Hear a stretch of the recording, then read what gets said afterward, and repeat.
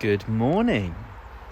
Here we are, ready for another week, stuck behind our computers but still engaged, still showing how amazing you all are. Well, this is the first little video for a very, very long time.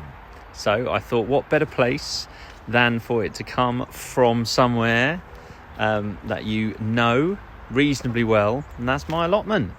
And we thought we'd just give you a little update on some of the things that happened last time you couldn't be here. So the first one is the big reveal of what happened to those little chicks. And here we go. Now you may only recognise one of them. Okay, and so we're going to show you them. Well, hello ladies, and how are we all? Now, the three at the back there, the two black ones and the grey one, you haven't met before. They actually bought girls because of the 5 chicks that Annabelle hatched. 4 of them turned out to be boys. And the problem with boys is they're very, very noisy, quite aggressive, and generally a massive nuisance. However, this beautiful bird here, that is Lemon Drop, all grown up, and she's a layer. Now, she lays beautiful eggs, which are used in our Yorkshire puddings, in our cakes, and even just maybe the odd scrambled one. I'm sure she's very, very proud. But there you go. So that's from when we do this. We got the eggs in March of last year, so she's 10 months old. And it carried on. You see, even though sometimes it doesn't feel like it, life carried on. They're very, very hungry at the moment, so I need to feed them. So we'll go into big pot of food, holding up with my head at the moment, and get them something yummy. So as a treat, we'll give them some mealworms. Okay, we'll see how they take to these. It's interesting, Lemon Drop's the most confident. We don't know if it's because she was hand-reared by my crazy daughter, but she's definitely the one that will come the most, the bravest, kind of used to us. Also give them a bit of corn to show them that I love them.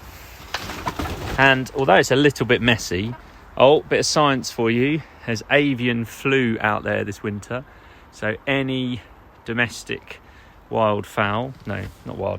chickens, birds basically, have to be covered so that the naughty wild birds can't poo on them and spread, lo and behold, the virus.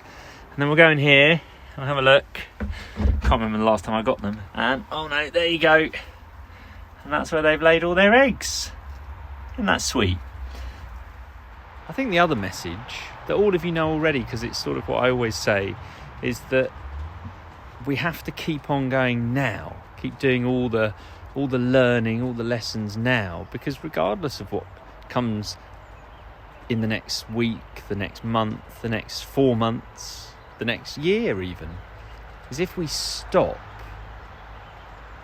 we will be least prepared for what is to come. And I use my allotment because it's what I know. But there were certainly times when we all were back in school. It was November by the time I got round to it. I thought, what about next year?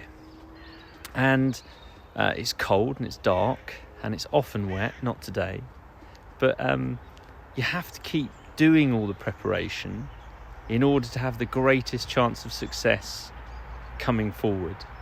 And so here's another little demonstration of that in the flesh or in the plant. Now, I'll be the first to admit it is not impressive, but I don't know what the weather's going to do. I don't know whether it's going to snow, sleet, hail, whether we'll be locked down until this date or that date, or whether it matters at all.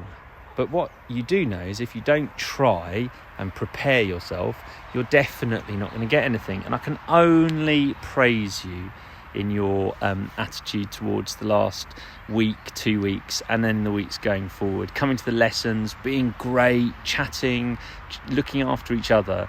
I mean, that is epic, because you've still got to sow the seeds. Now, I'm sure you're all terribly excited, but these are autumn sown onions and garlic.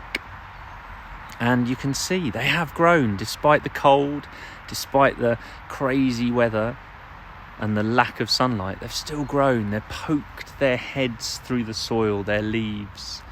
And so they are there, prepared for the future. And if they hadn't been planted, if they weren't weeded and looked after, then they won't be ready for what is to come. Even though we can't know how much rain there'll be in the spring, how warm it will be, they are there, ready to become the best things they can. And that's what you will be. We don't know what that is. We don't know what that looks like yet. And that's hard. And we know that that's hard. But the fact that you're all doing everything you can to keep learning, keep coming to those lessons, keep asking those challenging and interesting and exciting questions of your teachers, you're making sure that you are as prepared as you can be. And for that, I am incredibly proud of you. And keep on doing it. Stay in touch. Keep talking to your tutors in the mornings. Keep asking your teachers for help when you need it. And you will become the best you can be, even in such difficult circumstances. So you hang in there, guys. And maybe a few more video updates. Who knows? You take care.